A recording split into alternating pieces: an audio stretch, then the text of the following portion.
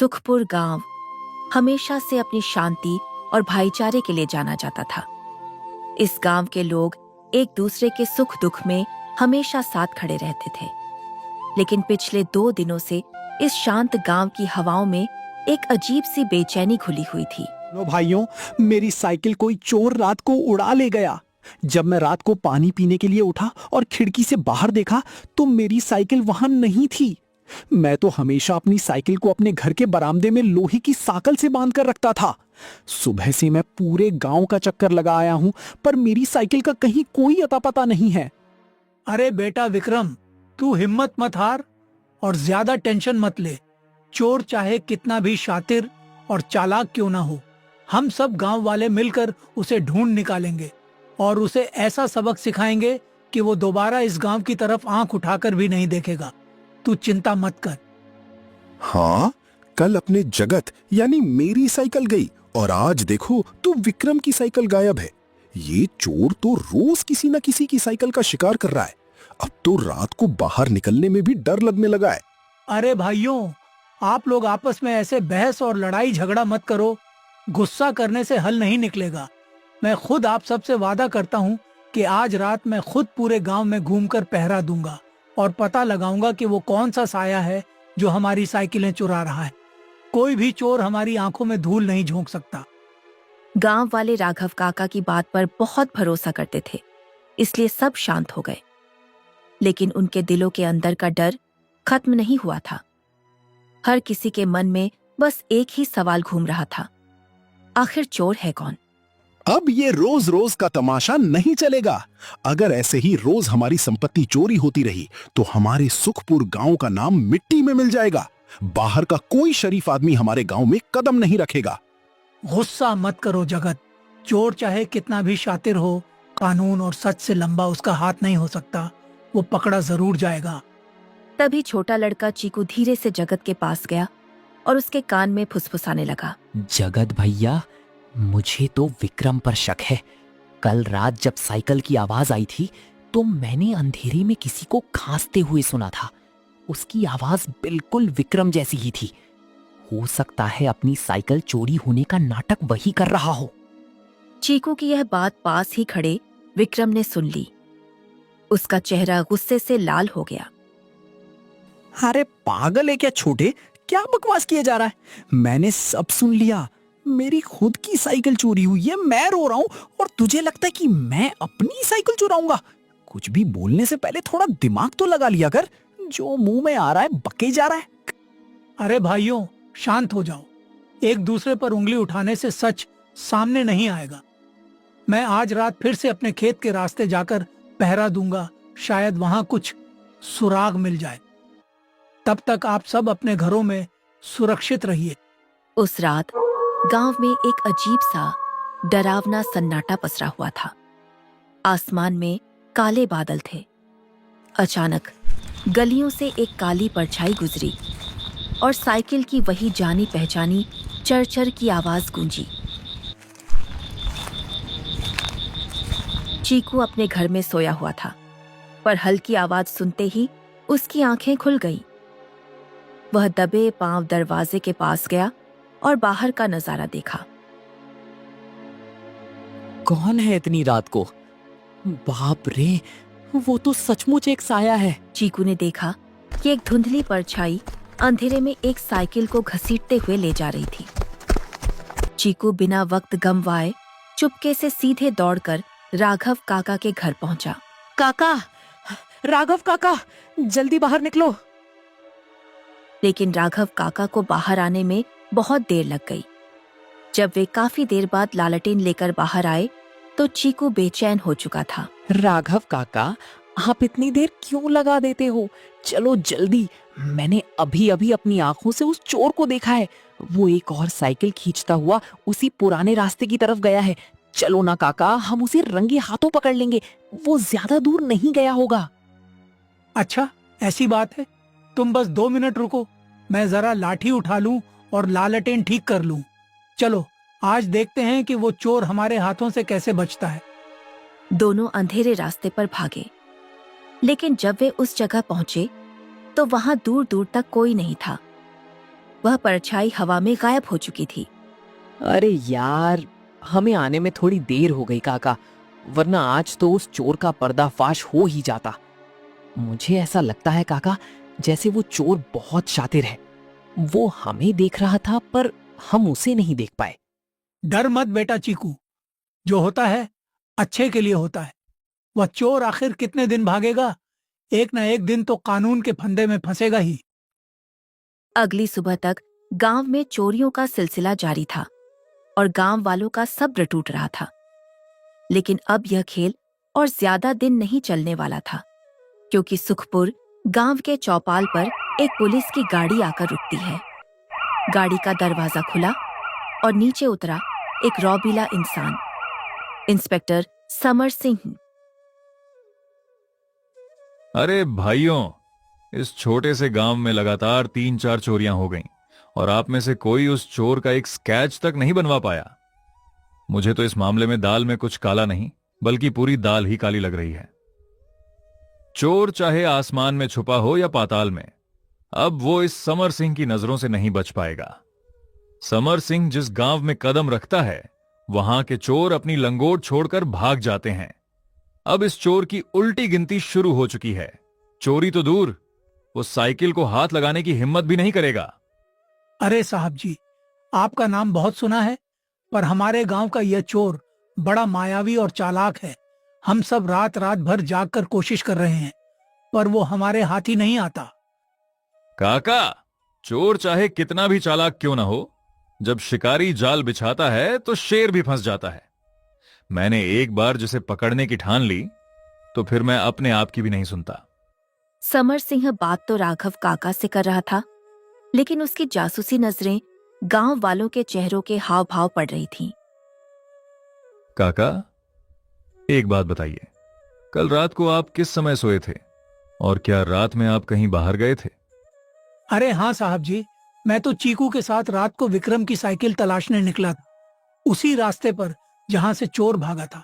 समर सिंह ने कुछ नहीं कहा, बस एक रहस्यमयी मुस्कान दी, क्योंकि खेल अब शुरू हो चुका था। समर सिंह ने गांव वालों को अपने अपने घरों में रहने को कहा और खुद अंधेरे में छिपकर निगरानी करने लगा। कुछ ही घंटों बाद सन्नाटे को चीरती हुई वही आवाज आई, चर चर। समर सिंह ने देखा कि एक अजीब सा साया चुपचाप एक साइकिल को घसीटते हुए गांव के पुराने खंडहर की तरफ ले जा रहा था। समर सिंह तुरंत उसके सामने नहीं गया, वो बिल्ली की तरह दबी पांव उस साये का पीछा करने लगा। वो साया चलते चलते एक पेड़ के नीचे साइकिल रखकर आराम करने लगता है। तभी पीछे से समर सिंह उसके कंधे पर हाथ रखते हैं और उसका चेहरा देख चौंक जाते हैं। काका, दूसरों को ज्ञान देते देते आप खुद इतना बड़ा कांड कर गए। क्यों काका, क्यों? पूरे गांव ने आप पर भगवान की तरह भरोसा किया था और आपने उनके उसी भरोसे की धज्जियां उड़ा दी।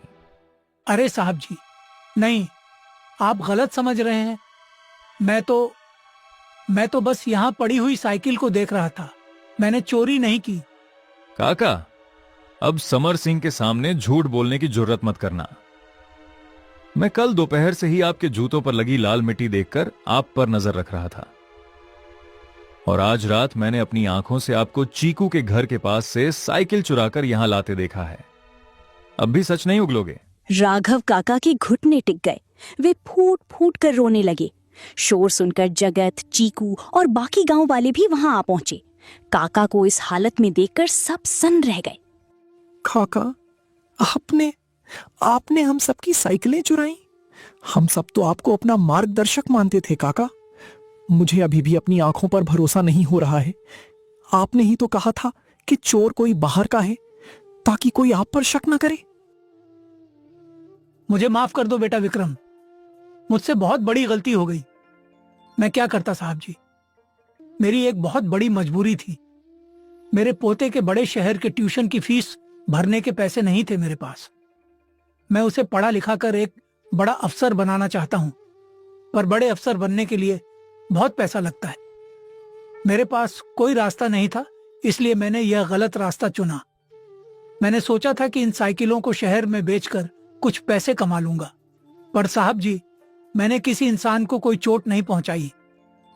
पर अगर पैसों की इतनी ही किल्लत थी तो एक बार हमसे मांग कर तो देखा होता। हम सब मिलकर आपके पोते की पढ़ाई का खर्च उठा लेते। पर आपने चोरी की, हमारा भरोसा तोड़ा। ये बहुत गलत किया आपने। गलती हो गई बेटा, पर मैंने किसी भी साइकिल का नुकसान नहीं किया है। सब साइकिलें इस खंडहर के पीछे सुरक्षित खड़ी हैं। मैं उन्हें बेचना चाहता था, पर अब मेरी आंखें खुल गई हैं। मैं वादा करता हूं आइंदा ऐसा कभी नहीं करूंगा। ठहरो गांव वालों, काका ने चोरी की, यह सच है और इन्होंने अपनी मजबूरी भी मान ली। लेकिन मेरा जासूसी तजुर्बा कहता है कि काका इस पूरे खेल के असली मास्टरमाइंड नहीं है। काका बुजुर्ग हैं, वे अकेले इतनी भारी साइकिलें रोज रात को बिना किसी की मदद के इतनी दूर नहीं ला सकते। कोई और भी है जो काका की मजबूरी का फायदा उठाकर इस गांव में एक बहुत बड़ा और खतरनाक खेल खेल रहा है। साहब जी, आप ये क्या कह रहे हैं? काका ने तो खुद अपना जुर्म कबूल कर लिया है। फिर राघव काका के अलावा और कौन चोर हो सकता है? काका, सच बताओ, तुम्हारे पोते की पढ़ाई की मजबूरी का फायदा किसने उठाया? तुम्हें यह रास्ता किसने दिखाया? अगर अभी सच नहीं बताया तो असली मुजरिम बच निकलेगा और जेल तुम्हें अकेले काटनी पड़ेगी। साहब जी, मुझे नहीं पता था कि वो इतना बड़ा धोखा कर रहा है। उसने मुझसे कहा था कि वह शहर के एक बड़े बाबू को जानता है जो पुरानी साइकिलों के अच्छे दाम दिलवा देगा। उसने मुझसे वादा किया था कि आधा पैसा मेरे पोते की फीस के लिए देगा और आधा खुद रखेगा। कौन है वो काका? नाम बताओ उसका। वो कोई और नहीं, वो काका अभी नाम जबान पर लाने ही वाले थे कि अचानक पीछे झाड़ियों में जोर की सरसराहट हुई। किसी के भागने की आवाज आई। देखो, कोई भागा, झाड़ियों के पीछे से कोई दौड़ता हुआ भागा। कोई भी राघव काका को छुएगा नहीं। विक्रम, तुम काका के पास रुको। जगत, मेरे साथ आओ। समर सिंह चीते की रफ्तार से खंडहर से बाहर निकला। रात के करीब 2 बज रहे थे।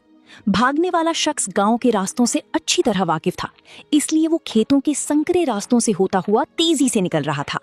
लेकिन समर सिंह भी हार मानने वालों में से नहीं था। अचानक भागते हुए शख्स का पैर एक बड़े पत्थर से टकराया और वो चीखते हुए जमीन पर गिर पड़ा। समर सिंह ने तुरंत दौड़कर उसे दबोच लिया और उसकी पीठ पर अपना घुटना टिका दिया। बहुत भाग ली मियां, अब जरा अपना ये नूरानी चेहरा तो दिखाओ। उस शख्स ने जैसे ही अपना चेहरा सीधा किया, उसके पीछे से दौड़कर आ रहा जगत चीख पड़ा। अरे ये तो शहर का कबाड़ी मदन है। ये हमारे गांव में क्या कर रहा है? समर सिंह मदन को खींचते हुए वापस खंडहर में ले आया, जहां सारे गांव वाले जमा थे। मदन के कपड़े कीचड़ से सने हुए थे और वो डर से कांप रहा था। हाँ भाई मदन, तो सुखपुर गांव की साइकिलें शहर में औने पौने दाम में बेचने का ठेका तुमने ही ले रखा था। साहब जी, मेरा यकीन मानिए, इसमें मेरा कोई दोष नहीं है। मैं तो सिर्फ एक मोहरा हूं। असली दिमाग तो इसी गांव के एक बंदे का है, जिसने मुझे बताया था कि राघव काका मजबूर हैं और उनका इस्तेमाल करके आसानी से साइकिलें चुराई जा सकती हैं, क्योंकि उन पर कोई शक नहीं करेगा। झूठ मत बोल। काका के अलावा हमारे गांव का कौन सा बंदा तेरे साथ मिला हुआ है? नाम उगल, वरना यहीं गाड़ देंगे। वो शख्स और कोई नहीं, वो जगत भैया हैं। अरे ये कबाड़ी पागल हो गया है। साहब जी, ये पुलिस से बचने के लिए मुझे फंसा रहा है। मेरी तो खुद पहले दिन साइकिल चोरी हुई थी, मैं क्यों ऐसा करूंगा?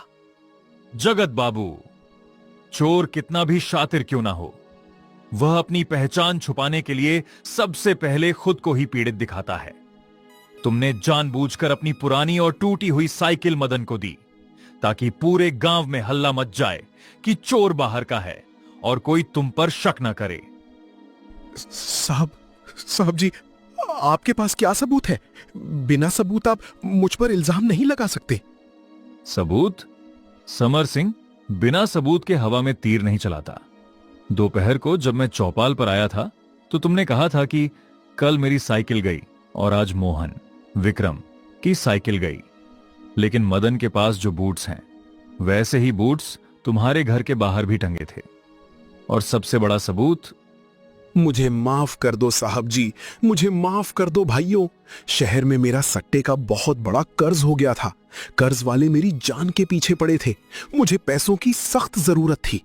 जब मुझे राघव काका की मजबूरी का पता चला तो मैंने उनके सीधेपन का फायदा उठाया।